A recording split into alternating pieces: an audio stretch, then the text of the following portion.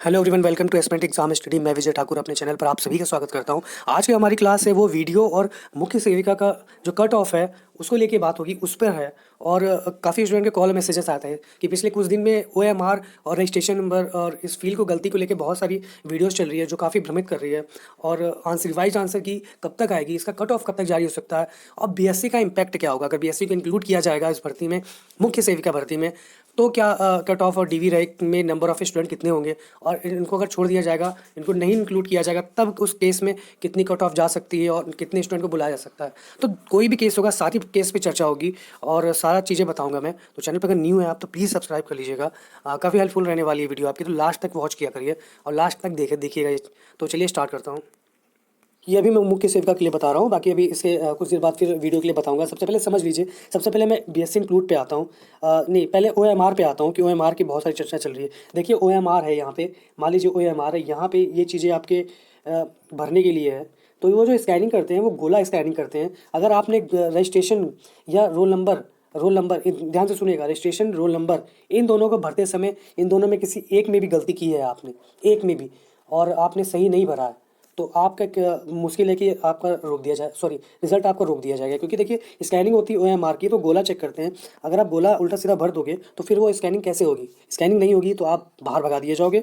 इसीलिए कह रहा हूँ, रोल नंबर रजिस्ट्रेशन नंबर बहुत सावधानी से भरे जाते हैं। इन दोनों में कोई भी गलती होती है तो आपको झेलना पड़ेगा। उसमें एक बचने का चांस ये रहता है कि मान लीजिए कि रजिस्ट्रेशन नंबर और रोल नंबर ये आपके भरे हुए हैं, आपने रोल नंबर में कोई गलती कर दी है यहाँ पे, तो अगर मान लीजिए ये आपको सही से स्कैनिंग नहीं कर पा रहा है, तो आपके फिर वो रजिस्ट्रेशन नंबर पे जाएगा, रजिस्ट्रेशन नंबर पूरा वो स्कैनिंग कर लेगा। रजिस्ट्रेशन नंबर सही है तो फिर वो आपका सही डेटा बता देता है। लेकिन मोस्टली यही होता है कि अगर रोल नंबर गलत है तो फिर वो कार्ड हटा देते हैं वो OMR को। तो आप जिसके भी रोल नंबर में अगर उन्होंने गलत गोला भरा हुआ है तो आपके लिए बहुत दिक्कत होने वाली है। ये आयोग पे डिपेंड करता है कि वो उन जो जिन्होंने रोल नंबर OMR में गलत भरा है वो उनको लेते हैं कि नहीं लेते हैं, वो हटाएंगे उनको कि फिर से एक मौका देंगे, वो पूरी तरह आयोग पे डिपेंड करेगा। क्योंकि अगर आपने एक चीज़ें सही भर रखी है, रजिस्ट्रेशन नंबर और रोल नंबर आपने गलत गोला भर दिया है, तो उस केस में आयोग पे ही डिपेंड है। ये पूरा ना बाहर है ना अंदर है। लेकिन आपने अगर सब चीज़ गलत भरा है उसमें, गोले दोनों में, तो आप 100% बाहर होगे, चाहे फिर कुछ भी कर लो। अगर आपने गलत भरा हुआ है गोला एक भी दोनों में तो हो जाएगा। डेट से ज़्यादा फर्क नहीं पड़ता है आपने उसमें कि कौन सा सेक्शन भरा था, उससे भी ज़्यादा, बहुत ज़्यादा। ये मैं, देखिए इंपॉर्टेंट सभी है, ये मैं उस केस में बता रहा हूँ जब आपका रोल नंबर गलत हो गया हो, तब आपको, आपके लिए क्या ज़रूरी हो जाता है, तब आपके लिए रोल नंबर आपका ज़रूरी हो जाता है। कि बाकी चीज़ें मैटर नहीं करती इतनी। तो और बाकी अगर हर चीज़ देखा जाए तो हर चीज़ मैटर करेगी जब आपका सही भरेंगे तो। ये आपको OMR था। OMR अगर गलत भरा है तो 100% बाहर उठा के फेंक दिए जाओगे आप। अगर आपने एक भी चीज़ इसमें रजिस्ट्रेशन नंबर रोल नंबर में एक चीज़ भी सही भरी है तो फिर ये आयोग पे डिपेंड करेगा वो आपको चांस दे रहा है कि नहीं दे रहा है। क्योंकि कई बार होता है कि जैसे कि शिक्षक भर्ती में, कि अगर गलत भरा हुआ है तो उन्हें मौका नहीं दिया जाता है। ये मानवीय त्रुटि कहा जाता है इसे, कि आपके पास मौका था, आपने क्यों गलत भरा, उसका खामियाजा भुगती है, इस तरह की चीज़ें कही जाती हैं। तो OMR की वो चीज़ें थी, OMR की चीज़ें जो चल रही थी उसके बारे में मैंने बताई है। उसके बाद एक चीज़ और भी चल रही है कि आपने जो भी कोर्स है वो 2 साल भरा है कि 3 साल पढ़ा है, जो सब्जेक्ट हैं वहाँ के, तो देख लीजिए इसका कोई बहुत बड़ा इशू नहीं है। मोस्टली कहा जाता है कि 1 ईयर आपने पढ़ा हो तो आप आराम से उसमें सम्मिलित हो सकते हो एग्ज़ाम में। अगर आपने 2 साल पढ़ लिया तो भी क्यों नहीं सम्मिलित हो गया, आराम से हो गए। 3 साल का कोई बाउंडेशन वहाँ पे लिख नहीं रखा कि 3 साल आपको सम्मिलित होना है वहाँ, तो 1 साल वाले भी अलाउ होने चाहिए। और इसका बहुत बड़ा इम्पैक्ट नहीं है, ये सारे सम्मिलित होंगे। दिक्कत अब आती है BSc पे। देखिए मैं पूरी चीज़ें ध्यान से समझिएगा जो बता रहा हूँ। BSc सम्मिलित होगी तब कितना कट ऑफ जाएगा, नहीं होगी तब कितना कट ऑफ जाएगा, बहुत बड़ा असर पड़ेगा।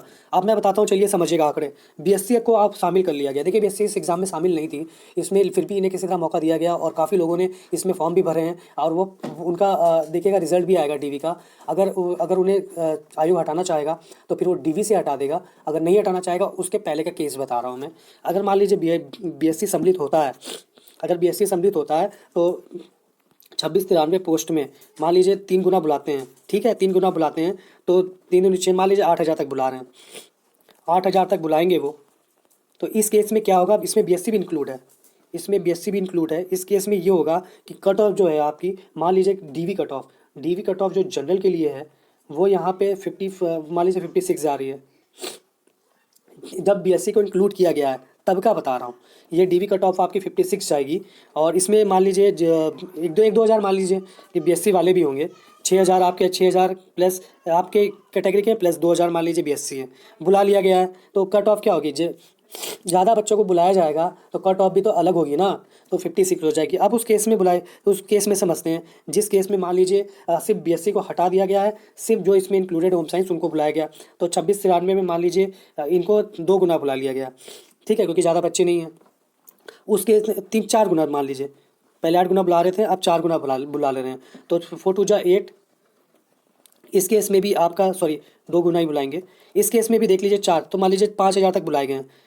5000 तक अगर वो बुलाएंगे डीवी के लिए तो कट ऑफ पे 100% असर होगा, क्योंकि इसमें बीएससी इंक्लूड नहीं है, नंबर ऑफ कैंडिडेट की संख्या नहीं बढ़ी है, तो कट आपका डीवी पे 100% इस पे मार्क्स पे असर पड़ेगा। जो 56 जा रहा है वो कम भी जा सकता है, काफ़ी कम जा सकता है वो। आप उस जनरल के लिए 56 नहीं जाएगा, और क्योंकि इसमें सारे इंक्लूड नंबर ऑफ़ स्टूडेंट कम कर दिए गए हैं। वैसे तो नंबर ऑफ़ स्टूडेंट जब कम करते हैं तो कट ऑफ बढ़ती है, लेकिन ये डीवी के लिए इसमें ज़्यादा से ज़्यादा बच्चे बुलाते हैं और डीवी कम किया जाता है ताकि ज़्यादा से ज़्यादा बच्चे इंक्लूड हो सकें।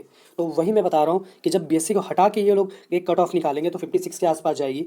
और अगर पूरी भर्ती में, मैं एक चीज़ ये भी बता दूँ, अगर पूरी भर्ती में अगर बीएससी इंक्लूड रहती है तब आपका जो फाइनल कट ऑफ है जनरल के लिए वो आपका 65 के आसपास देखने को मिलेगा, मैं बता देता हूँ। और जब बीएससी इंक्लूड नहीं होती है तो यही कट ऑफ आपका 62 60 से 62 तक देखने को मिलेगा। ये इम्पैक्ट है इसका, जो मैं बताने की कोशिश कर रहा हूँ कि आपको बीएससी इंक्लूड होने नहीं होने पे क्या इम्पैक्ट पड़ सकता है इसमें। तो इन्हीं चीज़ों की गणना की वजह से आपका जो रिजल्ट है वो डिले हो सकता है थोड़ा, क्योंकि आयोग देखेगा कि बीएससी इंक्लूड करें कि ना करें, किस मोड पे इन्हें हटाया जाए, इंक्लूड करें तो कैसे करें, क्या चीज़ें हो। तो उसी सब चीज़ों पे चर्चा चल रही है इस समय आयोग में, जो कि उनके लिए भी एक सर दर्द है। क्योंकि पहली बात तो जब लेना नहीं था तो अलाउ नहीं करना था, एडमिट कार्ड दे दिया, एग्ज़ाम दे दिया, उन्होंने पास हो गए, रिवाइज आंसर की आने वाली है, उस मोड पे हटाना, आंदोलन करेंगे बच्चे। ये भी चुप नहीं बैठेंगे बीएससी वाले।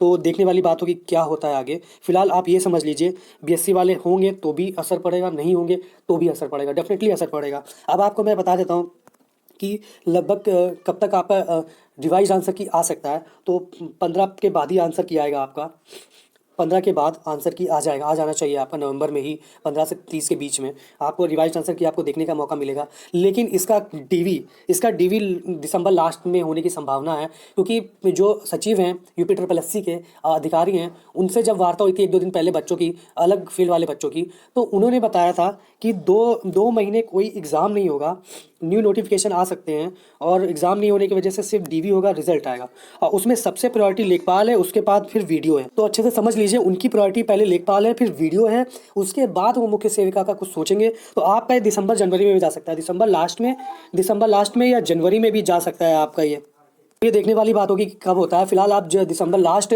वीक या जनवरी स्टार्टिंग में मान के चलिए आपका डीवी होगा। और इसका जो कट ऑफ जैसे मैंने बताया है, देखिए डीवी कट ऑफ और फाइनल कट ऑफ दोनों में असर होगा अगर बीएससी इंक्लूड होता है या बाहर जाता है। तो ये देखने वाली बात होगी कि आयोग क्या फैसला लेता है। इसी माथापच्ची में आयोग क्या कहते हैं थोड़ा सा फंसा हुआ है, ले के नाले, इसीलिए डिले होगा जो भी होगा। अदरवाइज इसमें डिले होने का भी कारण बहुत ज़्यादा दिखता नहीं है। और एक चीज़ मैं बता दूँ कि जितने भी स्कोर है आपका, उसमें आपका कम से कम 3 से 4 नंबर आपको देखने को बढ़ने को मिलेगा ही। नॉर्मलाइजेशन होना है आपका, कुछ क्वेश्चन रिव्यू के लिए गए हैं जो आपत्ति की गई है, वो अगर 2 बढ़ गए, 2 नंबर आपके नॉर्मलाइजेशन में बढ़ते हैं, तो 4 नंबर आपके, चाहे किसी भी आपने शिफ्ट में पेपर दिया हो, ये सबके लिए बता रहा हूँ कॉमन, कि आपके 4 नंबर तक बढ़ सकते हैं। तो आपके जितने आ रहे हैं वो देख लीजिए। चलिए मैं एक बार फाइनल कट ऑफ बताता हूँ आपको कि इसका फाइनल कट ऑफ क्या जा सकता है। इसकी फाइनल कट ऑफ की बात करें हम तो जनरल के लिए ये चलिए मैं नीचे मैंने लिख रखा है, ये इस तरह का कट ऑफ है। देखिए डीवी कट ऑफ अगर आप यूपी ट्रिपल एससी के पैटर्न को पकड़ रहे हो तो यूपी ट्रिपल एससी का पैटर्न जो चल रहा है डीवी के लिए, पहला कि वो जनरल ओबीसी डब्ल्यूज को एक ही लेवल पे रखते हैं। दूसरा कि वो जब डीवी के लिए कैंडिडेट है वो काफ़ी कैंडिडेट को बुलाते हैं, सिर्फ एक जितने पास किए उतने को ही नहीं, 2 से 3 गुना बुलाते हैं। इसका रीज़न यही है कि कई लोगों की जॉब कहीं और लग जाती है, इसमें रिवाइज्ड सीट उसका कोई वो नहीं है कि वेटिंग लिस्ट आए इसमें, तो इसलिए ये एक ही बार में रिजल्ट देते हैं, और उसमें कोई छोड़ के चला जाए तो पूरा एनालिसिस करके रिजल्ट देते हैं। इसलिए 3 से 4 गुना बुलाते हैं ये, ताकि कोई छोड़ के चला जाए तो इम्पैक्ट ना हो। तो यूपी ट्रिपल का पैटर्न जो पकड़ा है मैंने, वो यही है कि पहला जो कट ऑफ जारी करते हैं डीवी के लिए, ओबीसी डब्ल्यूएस एक ही रहेगा जो आपका 52 से 56 के बीच में रहने वाला है। एससी की बात करें हम, डीवी बता रहा हूँ, डीवी कट ऑफ 48 से 52 के बीच में रहने वाला है। और अगर हम एसटी की बात करें तो 46 से 48 के बीच में रहने वाला है ये। अगर फाइनल कट ऑफ की बात करें हम तो जनरल 60 से 65 के बीच में जा सकता है, ओबीसी 58 से 60 के बीच में जा सकता है, ईडब्ल्यूएस भी यहीं आसपास होगा, यहाँ पे 58 के आसपास, 58 ही मान के चलिए ईडब्ल्यूएस। उसके बाद एसटी की बात करें हम तो 55 से 58, और एसटी की बात करें तो 51 से 54 के बीच में स्कोर जा सकता है। देखिए बहुत ही निराशा के साथ कह रहा हूँ कि 50 के नीचे जो जिनके भी हैं वो प्लीज़ अपने आप को सेफ ना समझें, ये उनके लिए दिक्कत हो सकती है अगर कैटेगरी वाले हैं तो भी। 50 प्लस वाले हैं और मान के चलिए 55 प्लस, तो ही आपका चांस एक बन रहा है। देखिए 50 के नीचे हैं तो आप अदर एग्ज़ाम की तैयारी स्टार्ट कर दीजिए, कोई अदर एग्ज़ाम देखना। जितनी भी महिलाएं हैं उनके लिए विशेष है ये, जो सॉरी जिनके भी 50 से कम है उनके लिए विशेष है ये। सारी महिलाएं तो हैं ही इसमें, तो आपके लिए एक ये स्कोर रहेगा और इतना ही आसपास जाना चाहिए जो मैं बता रहा हूँ आपको। यही जो यूपी ट्रिपल एस सी का लगातार पैटर्न चल रहा है वो समझिए। चलिए मैं अब वीडियो वालों के लिए बता देता हूँ क्या है। चलिए वीडियो के लिए बता देता हूँ। जैसा कि मैंने कहा है कि आयोग ने कहा है कि अब लेखपाल उसके बाद तुरंत वीडियो पे काम चलेगा, क्योंकि वीडियो पे कोई आपत्ति भी बहुत ज़्यादा नहीं हुई है। तो वीडियो का जो हमें रिजल्ट है, जो डीवी रिजल्ट है, वो हमें नवंबर लास्ट तक देखने को मिल जाएगा। और इसकी भी अगर डीवी स्टार्ट होगी तो दिसंबर में आपको 100% इसकी डीवी देखने को मिलेगी, और जनवरी में रिजल्ट और चुनाव के बाद इसकी ज्वाइनिंग आपकी मिल जाएगी देखने को। फिलहाल सरकार का, आयोग का जो ज्वाइनिंग प्रोसेस है वो लेखपाल का वो इलेक्शन के पहले करवाना चाहते हैं, और उसी केस में ये वीडियो एग्ज़ाम भी है। तो वीडियो जो एग्ज़ाम है आपका, वो आपको नवंबर लास्ट तक इसका डीवी रिजल्ट और दिसंबर में आपको इसका डीवी देखने को मिलेगा। चलिए इसकी फाइनल कट ऑफ बताता हूँ मैं। तो फाइनल कट ऑफ इसका देखिए क्या हो सकता है वीडियो के लिए।